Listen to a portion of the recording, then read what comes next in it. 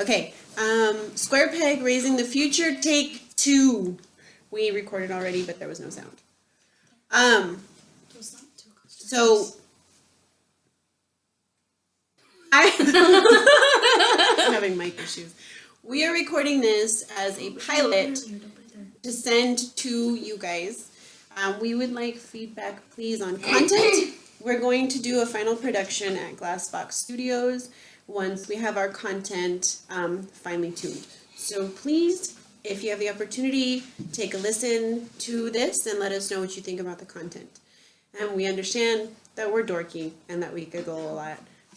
But if we could just focus on the content, that would be great. Take 2. We need to get one of those. Just hit something. Okay. I've been a parent for 18, almost 19 years. I started when I was 16 years old when I first had this one right here. Skyver. I really was awful at first. And, I was a kid. How much of yourself do you have to give another human being when you hardly know yourself? I had a baby who was older than her years. She's been wise since she was born. So basically what that amounted to is that we grew up together. And she didn't look up to me for anything.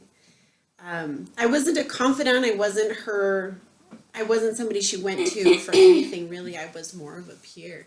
And it wasn't until I was closer to 30 that I realized that the root of her insecurities and any of the behaviors that I was seeing was that she didn't feel an attachment to me. The person that was supposed to be her roots, the person who made the decision to bring her into existence, wasn't taking responsibility for her. She had her grandparents. We all adored her. But I was denying responsibility almost entirely for taking care of this little person. She felt rejected. And she was too young. She didn't have the language. She didn't have the sounding board to communicate this to me. So I was so focused on growing up myself and finding myself that I didn't take my new responsibilities seriously. But now I'm really proud to admit, almost 19 years later and 3 kids later, that I'm finally still just a clueless parent. And it took me years of self-reflection, parenting books, talking to my favorite longtime parents, getting advice, looking into the tenets of societal icons, asking professionals, before realizing that parenting is such a very open-ended question.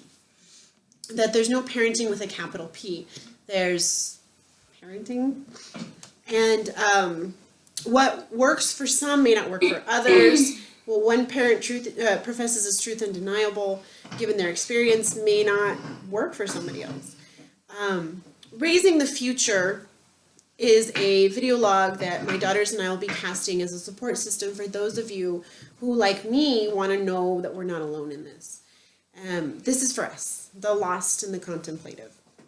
This isn't a how-to series, but rather a set of principles that my daughters and I have picked out that could strengthen a parent-child bond if they're worked out in the same sense as one would work out maybe a muscle. Most of them were decided upon because of my personal recognition of my inability to human, let alone teach other humans how to human. I needed to do some research for myself, and I would always like feedback in regard to where we could go with this. So please, if you would like to come speak on the show with us, if you have research you'd like to add, feedback you'd like to add, if you have something you'd like to say, if you would like to come share your wisdom, please message me or leave your comments below. But let's make this a community. Another driving motive for me personally is that we really feel like the world needs to change. It's something we discuss as a family very often. I wish things could be, I wish the world was more, but what are we doing about it? And it's something that it's an honest question we ask ourselves very often. And the answer is, nothing, or as much as we can. And this series is our something. But what do you guys, why are you interested in following through with this project? Well, I think that it's important for people to understand not necessarily accept, but to understand. For example, like since I'm gay, but Stop interrupting. So I've been asked a lot of questions, like, and they're being serious. These people are being serious when they ask me questions, but to me they sound ridiculous. Like, how do you not know that? So I think some people accept, but they don't understand, and some people don't understand and don't accept. And I think it's important for people to understand, to maybe help them better support people that they do accept, just to be there for them in a way that is more comfortable, and even just to help people who don't understand maybe accept in the future or when they learn what's going on or understand what's happening.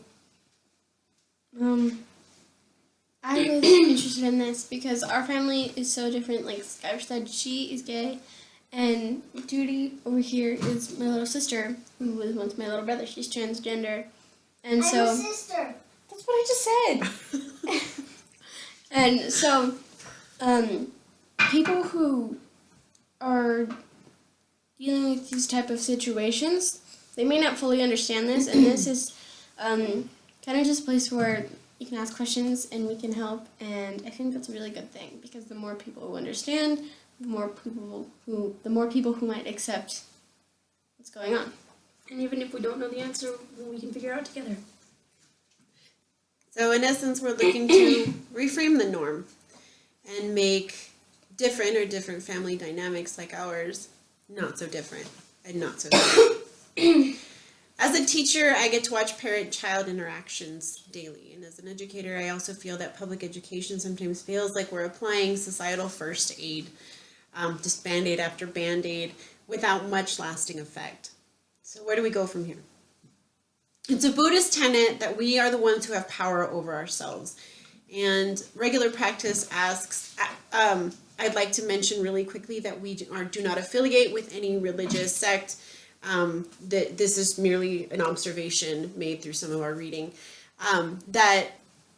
Regular practice asks the Enlightenment Seeker to take full responsibility, even if it's just for a day, of anything that happens, any experience that happens within our realm of experience, just so we can see how big of an effect we have on what's going on around us. And so what I'm asking is that we take parenting as a very active approach, that we become more responsible for the lives that we chose to bring into the world, that we that doing something becomes a directed approach to raising the future, and to put time and effort into breaking out of the mold of explicit interference, and to begin to look inwardly to be the change that we would like to see in the world, and become active models that our children actually want to emulate. As a caveat, before I begin, sometimes we have a tendency as a family to speak in a way that sounds kind of preachy or bossy, and we don't mean to. For me, I think it's just my natural teacher voice. For them, it's because that's how I yell at them to clean the room and stuff. There are some things that we feel very intensely about, and there may be purposeful soapboxing. However, the general tone of any of these casts is of curiosity and growth. Anything we say in this cast will be backed by research, because it's research that I needed for myself as well. As always, if you would like to add anything, if you have more to say, if you're an expert in the field and you'd like to back up some of these assertions, then please, we are more than open for feedback or information. Again, we're hoping that this becomes a community. So without further ado, let us introduce ourselves. My name is Melody Gomez. I'm an educator. I'm a mother of 3 children. I am a Derby girl. I love to read, and I question myself constantly and live most days with crippling self-doubt, as do most normal overthinkers. But that's okay. That's just part of the human experience. I'm Skyver. I'm a freshman in college currently. I'm pursuing science. In my free time, I like to read and write. But other than that, I guess I also have a big problem with overthinking, some self-doubt. I've become a lot more confident in which I'm proud of. But besides that, I really like cats. I'm Gwen. I am 12. I'm in 7th grade. I get super anxious for no reason, and I like to be alone a lot, and I also like roller derby. Judy, do you want to say something, babe? Judy is off camera right now. She's a little bit shy, but Judy, as we mentioned earlier, is transgendered. Judy is a beautiful little girl who loves to question everything, asks questions all day, wants to understand everything. Cannot sit still. She's a bundle of energy, jumps on top of, over, under everything. She loves to build things. She loves dinosaurs, and she loves reading. The principles that we will be... Did you want to say something? I don't like to read. I'm sorry, I don't like to By read. myself. Oh, she doesn't like to read all by herself. She likes to be read to. Is that better? Okay. The principles, the 10 guiding principles of this series, to start out with, are acceptance, affirmation, questioning, two-way communication, responsibility, integrity, healthy habits, how to get along with others, modeling civic duty, and unwavering love.